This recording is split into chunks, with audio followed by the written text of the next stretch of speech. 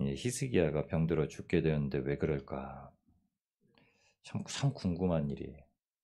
근데 이제 성경은 이렇게 얘기합니다. 그때에 오늘 말씀은 역대하 32장에도 기록되어 있고 이사야서 38장에도 기록되어 있습니다. 근데 내용이 조금씩 상이에요. 열왕기를 쓴 사람이 따를 것이고 역대기를 기록한 자가 따를 것이고 이사야서는 뭐 이사야가 기록을 했으니까 뭐 다 다릅니다. 근데 보는 관점이 다르죠. 근데 히스기야가 왜 병들어 죽게 되었는지는 이제 기록하지 않습니다. 그런데 저희가 이제 알 것은 그때라는 말을 열왕기하 32장에 읽어보면 왜 그랬을까 저희가 알 수가 있는 대목이 나오는데 그 대목이 이제 이렇게 나옵니다. 하나님께서 사내립을 죽이시고 아수르 군대 18만 5천 명을 물리치신 이후에 세상 열국이 놀랍니다. 그래서 히스기야 왕에게 공물을 바쳐요. 예물을 가지고 히스기야 왕에게 와가지고 마치 다윗의 때처럼 솔로몬의 때처럼 막 공물을 바칩니다. 그러니까 히스기야가 세상에서 존귀함을 얻습니다. 하나님 앞에 존귀하지 않고 그 세상에서 존귀함을 이제 얻었다라고 이제 얘기가 나옵니다. 그리고 나서 그때에라는 표현을 써요. 그때에 역대하에는 뭐 병들어서 낯을 벽으로 향하고 기도하였다 이 말도 없고요. 그가 교만하였다가 그가 병이 낫게 하셨는데도 불구하고 교만하여 15년의 생을 연장받았는데도 바벨론에게 바로 있는 것을 다 보여줘서 멸망을 준비하게 되는 사건을 맞이하게 됩니다. 그때라는 표현은 우리가 이제 생각해 보실 수 있는 게 히스기야가 세상의 존귀함을 얻을 때 교만해졌다는 거죠. 아, 교만했구나. 교만해져서 그 교만함을 하나님께서 깨우치게 하시기 위해서 네가 이제 죽을 것이다. 그러니까 너는 오늘 말씀인 오늘 본문에는 네 집을 정리하라 이렇게 되어 있는데요. 다른 성경에는 너 유언해라 이렇게 되어 있습니다. 그러니까 유언해라는 말이요. 유언은 명령입니다, 여러분. 그러니까 생을 마감하실 때 자녀들에게 명령을 하시는 거예요.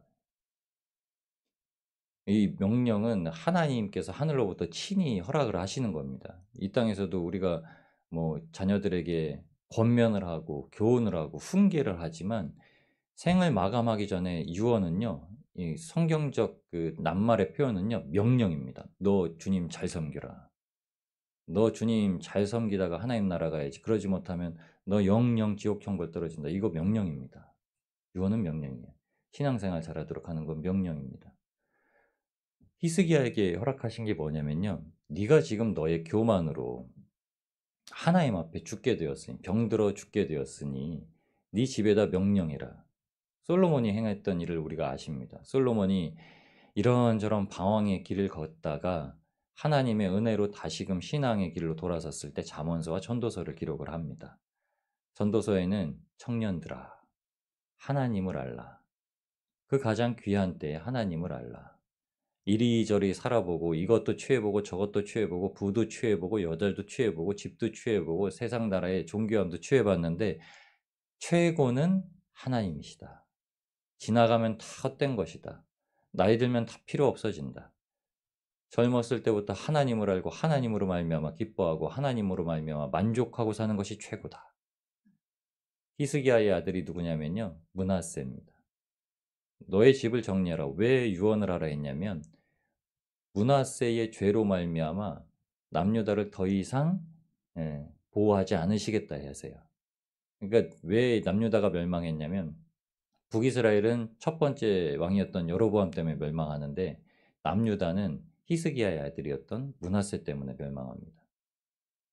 다윗의 아들이었던 솔로몬 때문에 나라가 잘나집니다. 아시죠? 솔로몬의 아들 르호보암이 아니라요. 솔로몬이 르호보암을 안 가르쳐서 그렇습니다. 물론 하나님의 말씀대로 마지막 때 아들아 하면서 잠언에 이제 기록을 하죠. 잠언서 30장, 31장 기록을 합니다. 르우엘이 아들이야. 그러니까 아들아. 솔로몬이 아들에게 말하는 거죠. 그럼에도 불구하고 르호보암이 듣질 않죠. 근데 왜냐하면 중간의 삶이 그랬기 때문입니다. 히스기야가 똑같아요. 다윗의 길 걸은 이제 선한 왕처럼 보이지만 히스기야를 교만했다고 역대하는 기록하거든요. 히스기야는 교만했다. 하나님께서 은혜를 베푸셔서 15년이나 살게 하셨는데도 교만했다. 그럼 저희 어떻게 해야 되겠습니까? 저희한테 오늘 말씀을 통해서 주시는 건 항상 우리가 겸손함 지니고 살 때, 여러분 겸손함을 지니고 하나님 앞에 서고자 할 때 오늘 저희가 드렸던 찬송과 같이 하나님께서 반드시 우리를 회복시키시고 치료하시고 하나님의 말씀을 선포할 수 있는 복된 입술로 세우실 줄 믿습니다. 그래서 사도 바울이 고백했던 게 나는 날마다 죽노라 하는 게요, 그 마음 가지고 있으면 우리가 선포하는 복음이 유언이 될 줄 믿습니다. 내가 오늘 죽어지면은 우리가 선포하는 복음이 하나님의 지상태 명령이 되는 거죠. 명령입니다. 세상의 명령이. 그래서 이제 권한을 갖고 있는 거죠. 우리가 축복하는 자를 하나님께서 축복할 것이고, 우리가 저주하는 자를 하나님께서 저주하시면 안 되죠. 저희는 축복만 해야죠. 저주하고 싶은데 절대 그러시면 안 됩니다. 저주하지 마세요. 원수를 위해서도 축복하시고 기도하시고, 원수를 위해서도 악을 위해서도 선으로 선으로 악 위에 쌓으셔서요, 악을 이기셔야 됩니다. 옛날에는 축복하는 자를 축복하고 저주하는 자를 저주하겠다고 아브라함에게 말씀하셨지만 저희한테는 온전히 예수 그리스도의 길, 예수님은요 세상 가운데 축복을 가지고 이미 축복을 받지 아니하는 자는 저주받았다고 하는 거예요. 축복을 거부하면 저주받았다고 한 겁니다. 그래서 그 축복이 우리한테 돌아온다고 말씀해 주신 거죠. 여러분 오늘도 겸손함을 가지고 내가 오늘 죽고 오늘 내가 전하는 복음이 유언이다 라고 전하실 때 하나님께서 그것을 하늘의 귀한 명령으로 선포하게 하시고 그 일대로 여러분의 입의 입술의 고백대로 일하실 줄 믿습니다. 그렇게 건강도 회복시키실 줄 믿습니다. 그때 히스기야가 구하는 거예요. 그럼 저는 왜 히스기야가 집에 먼저 선포를 안 했을까 이 생각이 들었습니다. 먼저 말씀대로 선포해야겠구나. 그리고 나서 이제 벽을 놓고서 기도를 하는 거죠. 벽을 향해서 기도했다는 것은 정말 애통한 심령으로 기도했다라는 거죠. 그때 여호와께 기도한 게 이겁니다. 여호와여, 내가 진실로 여호와께 기도한 주 앞에 진실과 전심으로 주 앞에 행하며 주께서 보시기에 선한 것을 행한 것을 기억하옵소서. 주님께서 뭘 바라셨는가? 그러니까는 아수르 군대를 물리치시고 사내립을 멸하신 이후에, 그러니까 그 일을 온전히 하나님 앞에 영광 돌리는 그 모습을 다시 기억하게 하신 거죠. 세상 사람들에게 인정받아서 교만한 마음이 올라온 것이 아니라 그 이전에, 교만한 마음이 올라오기 이전에 첫사랑을 회복하게 하시는, 그것을 곰곰이 생각해 본 겁니다. 히스기야가. 그때에 하나님께서 어떻게 하시냐면 바로 뜻을 돌이키십니다. 그러니까 하나님께 영광 돌리는 삶이 무엇이었는가? 내가 어떻게 했을 때 하나님을 가장 즐거워하게 해드리게 했었는가? 내가 어떤 모습으로 주님 앞에 섰을 때 주님 가장 즐거워하셨는가? 우리는 그런 모습을 참 잃어버릴 때가 많거든요. 곰곰이 생각해 보시면요, 많습니다. 저도 이런저런 모습으로 누구 말씀에 이렇게 순종해가지고 막 그 말씀대로 따라하는 게 제일 하나님께서 보시기에 기뻐하셨던 모습인데, 저한테 명령해 주시는 목사님이 안 계시고 제가 서다 보니까 참 하나님한테만 그 음성을 들어야 되는데 쉽지가 않습니다. 그러니까 참 교만하기 쉬운 것 같아요. 하물며 여러분은 어떻습니까? 누가 이렇게 해라 저렇게 해라 하고 하면 좋겠지만 저는 그런 인물이 아닙니다. 저는 여러분에게 이렇게 하라 저렇게 하라가 아니라 하나님께서 분명히 저와 여러분에게 말씀하시거든요. 우리가 무엇을 해야 되는지. 그거는 이미 우리가 지나온 신앙생활에 은혜 받고 가장 기뻐했었던 때 이미 주셨던 말씀들입니다. 그냥 그 말씀은 더 이상 벗어나지 않죠. 하나님의 말씀에 순종하는 것은 하나님의 말씀에 따르고 기뻐했던 그때를 딱 보시는 겁니다. 히스기야가 그래서 첫 절에 히스기야 왕을 말할 때 그렇죠. 다윗과 같이 여호와 앞에 정직하여.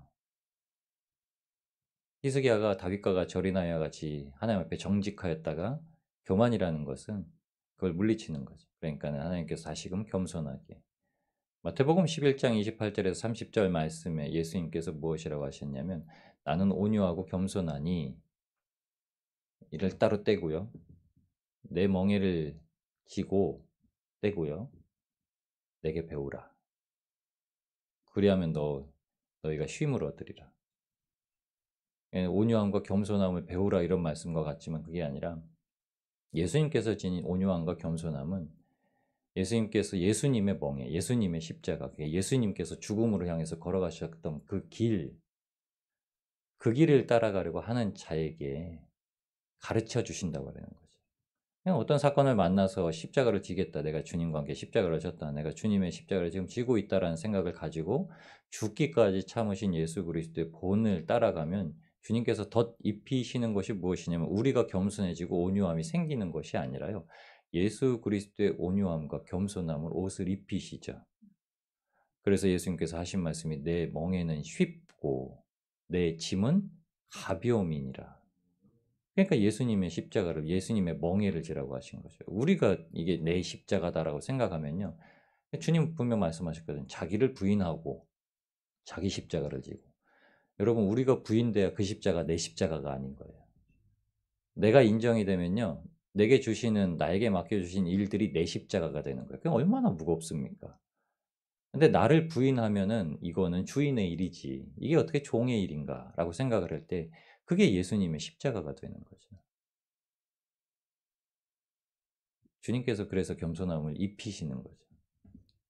저와 여러분이 예수님의 겸손함을 입혀주실 줄 믿습니다.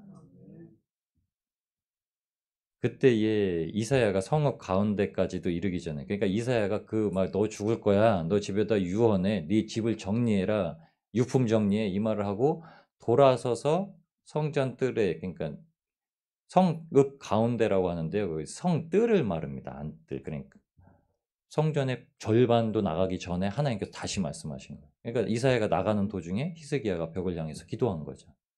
기도하는 순간 하나님은 지체치 아니하시고 응답하십니다. 이사야에게 다시 하시는 말씀이에요. 돌아가라. 그리고 히스기야에게 5절 말씀에 이르기를 왕의 조상 다윗의 하나님 여호와의 말씀이 내가 네 기도를 들었고 내 눈물을 보았노라. 내가 너를 낫게 하리라. 아멘. 이렇게 말씀하셔.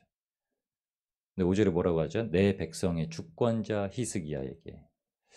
여러분 왜 다윗을 기준으로 삼으시냐면 다윗이라는 인물 자체가 하나님의 마음에 합한 자인데요. 다윗의 이름은 사랑받은 자이기도 하지만 다윗이라는 이름의 두 번째 뜻은요. 우두머리란 뜻입니다. 두목이란 뜻이에요. 그러니까 하나님의 마음에 합한 자의 첫 번째 사람이란 뜻입니다. 그래서 히스기야에게 말씀하신 게 너는 내 백성의 주권자 이렇게 말합니다. 그러니까 내 집에 유언하라고 했던 명령하라고 했던 그 말씀을요. 이제 너의 삶의 모습이 내 백성에게 드러날 것이다 이런 거예요. 그 주권자라는 말씀이 어디서 나왔냐면요. 창세기 3장 10절에 나오는 말씀에서 이제 파생된 명사입니다. 하나님께서 숨은 아담에게 이렇게 말씀하시거든요. 누가 내게 너의 벗었음을 알렸느냐 이렇게 물어보세요. 알리다라는 뜻이 주권자 이렇게 본 어근입니다. 말이. 그러니까 주권자는요. 선포하는 자예요. 그러니까 알게 된 사실을 선포하는 자. 그러니까 히스기야가 지금 하나님의 은혜를 입어서 그거를 모든 백성들이 하나님이 어떤 분이신지 그에게 행하신 일로 말미암아 하나님을 드러나게 하시는 사건이에요. 그래서 내 백성의 주권자. 그걸 누구요? 하나님의 마음에 합했던 첫 번째 우두머리로 세우셨던 다윗과 같은 마음에 합한 자로서 세상에 드러내게 하신 겁니다. 여러분 그러니까 우리를 치료하시려고 하시는 하나님의 은혜도 세상에 드러내시려고 하시는 거예요. 그 왜 드러내시는가? 그가 그 일들만 하고 살게 하시려고. 그가 주님의 길을 따라서 주님의 말씀에 순종하고 주님께서 그에게 명령하신 일을 따라 살게 하시도록 하나님께서 일하시는 겁니다. 어제도 보셨잖아요. 하나님의 열심히 일을 이루리라. 하나님께서 이루신다. 히스기야에게도 오늘도 일하신다. 그리고 그에게 하셨던 말씀이 이 성을 보호하리라. 이 성을 보호하겠다. 내 종 다윗을 위하여, 나를 위하여 그리고 내 종 다윗을 위하여 이 성을 보호하겠다. 반드시 그 두 가지입니다. 다윗이란 인물 때문이 아니라요. 하나님과 하나님의 마음에 합한 자, 하나님께서 세우신 우두머리. 저와 여러분이 하나님께서 세우신 하나님의 마음에 합한 믿음의 우두머리로서 설 수 있기를 주님의 이름으로 축원합니다. 그러니까 전파자인 거예요. 그러니까 복음을 살아내는 데는 그리스도인들은요, 먼저 된 자, 그러니까 우두머리죠. 그러니까 순위가 없는 겁니다. 순위가 아니라 순위가 없는 겁니다. 다 그 자리에 우두머리. 첫째가 있고 둘째가 있고 이렇게 신앙생활을 가는 게 아니라요. 다 각자의 맡기신 자리에서 우두머리가 돼서 복음을 선포하고 살아가시는 거예요. 하나님께서 똑같은 복을 주시는 거예요.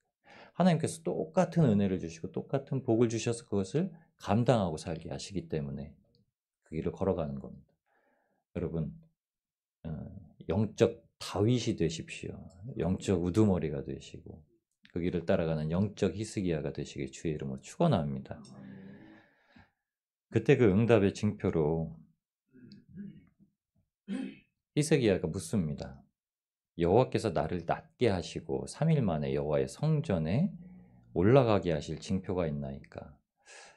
하나님께서 그를 구원하시겠다 하셨을 때, 그를 살리시겠다 하셨을 때 히스기야가 물었던 건요, 왕궁에 대한 것도 그리고 다른 뭐 그의 생명에 대한 것도 아니고요. 그럼 내가 어떻게 내가 진짜 성전에 올라가게 되는 겁니까? 라고 얘기합니다. 내가 진짜 예배 드릴 수 있게 되는 겁니까? 얘기합니다. 낫게 하시다는 말씀은 히브리어로 라파죠. 저희 잘 아는 말입니다. 여호와 라파. 여호와 라파도 선포하십시오. 오늘 여호와 라파도 선포하시고 나아가시는데 이 라파라는 말씀은요. 열왕기상 18장 30절에는 무너진 단을 수축하는 것이 라파입니다. 엘리야가 무너진 그 터에 제단을 다시 수축한 이후에 바알 선지자들과 대결해서 하나님께서 그에게 그 예배에 응답을 하십니다. 그게 라파예요. 히스기야가 교만으로 떨어졌던 하나님을 예배하는 삶을 하나님께서 회복을 시켜주시는 겁니다. 그래서 성경에 교만이라고 한 거예요. 예배 드릴 수 있는 예배자, 영과 진리로 예배를 드릴 수 있는 예배자를 세우셨는데도 불구하고 히스기야가 다시 예배의 자의 모습에서 떨어진 겁니다. 그래서 15년의 연한이 지나고 그의 아들 므낫세 때에 남유다가 망하게 되는 시초를 쌓게 되는 겁니다. 여러분, 하나님께서 우리를 치료하신다는 궁극적인 목표는요, 하나님의 예배자로 세우시기 때문입니다. 여러분, 삶의 자리에서 그때 주님께서 말씀하시는 겁니다. 우리에서 예배 드릴 수 있는 자리를 허락하시고 그 예배를 드리는 직접적인 주체자로 우리를 세우시는 겁니다. 오늘 말씀과 더불어서 이 한 말씀, 이 한 절 말씀을 가지고 묵상하시고 하나님 앞에 주기도문을 오늘을 좀 자주 하시고 주님께서 가르쳐 주신 이 공적인 기도를 좀 자주 하시고 이 말씀과 함께 누리시길 바랍니다. 로마서 12장 16절 말씀입니다. 서로 마음을 같이하며 높은 데 마음을 두지 말고 도리에 낮은 데 처하며 스스로 지혜 있는 채 하지 말라. 이 말씀이 이렇습니다. 서로 마음은요, 우리 마음이 아니라요, 생각을 말합니다. 의견. 사도 바울이 로마에 있는 교인들한테 서로 이렇게 똑같은 생각을 가지고 똑같이 의견을 부합하라 말씀 안에서.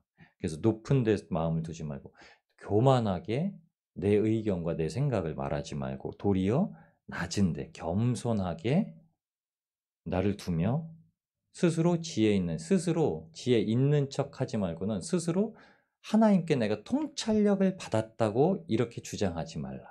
이 뜻이에요. 그러니까 이 마음은 여기서 생각과 의견을 그렇게 하라는 겁니다.